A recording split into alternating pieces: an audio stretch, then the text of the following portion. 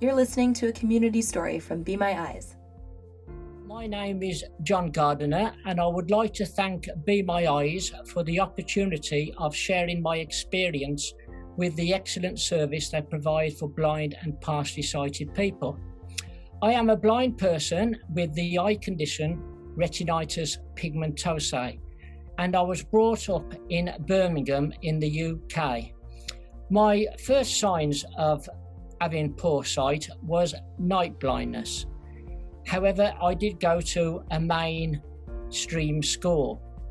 But as I got older, my eyesight deteriorated and my field of vision narrowed. It's also, sunlight as well was also a big issue for me.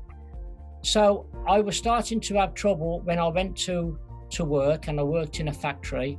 And when I was in my late 30s, I went to move in Blackpool, which is a famous seaside resort in England, and joined Blackpool Field and Wire Society for the Blind, where I am to this day, and I am now 63 years age.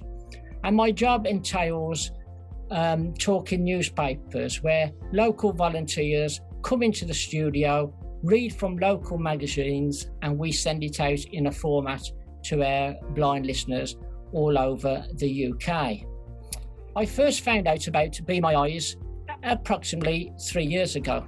And because I'm in the blind world, we get talking round tables in functions and exhibitions and around a pint of beer, as you would. And one of the people said to me, "Have you ever tried Be My Eyes, the app?" And I said, "No, I haven't." And they says, "It's absolutely excellent, where the volunteer takes over your iPhone to view different tasks you require of the volunteer, such as sell-by dates, cooking instructions, finding out different settings on your cookers or fridge or such like." And I thought, well, I'll give this a go, which I have done. Now, as you know, that the whole of the world has been taken over by this horrible virus, and of course lockdowns have occurred in most places.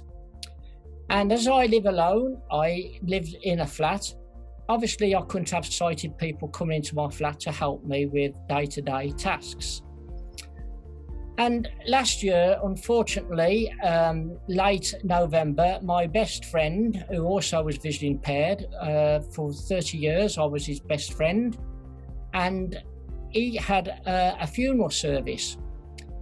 Now, I was unable to attend. We was not allowed to go from place to place in the UK, and he did live about 100 miles away.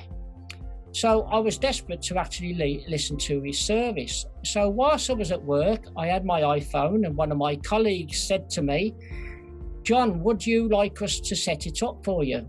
But unfortunately, my iPhone was not compatible to the funeral service. So which meant I had to go on my own PC at home, where I could have nobody come into my flat to assist me.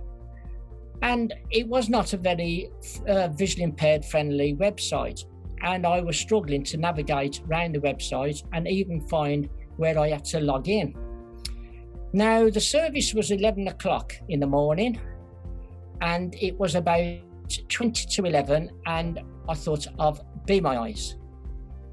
I contacted the nearest volunteer, and a gentleman came on, and he also at first couldn't see where the login box was, but that was my own fault because I had the magnification on my video magnifier far too high.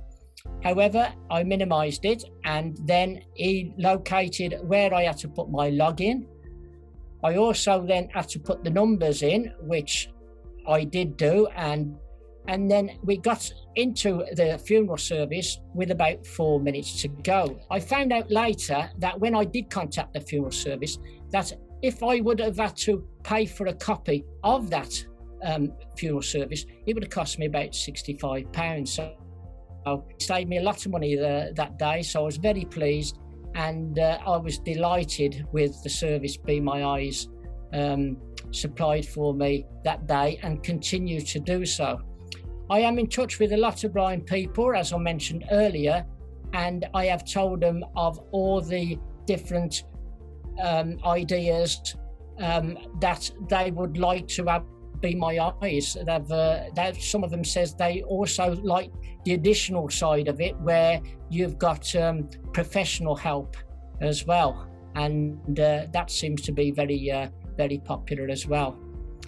Other blind people who are thinking of using Be My Eyes, I would suggest them give it a try, because I find it excellent.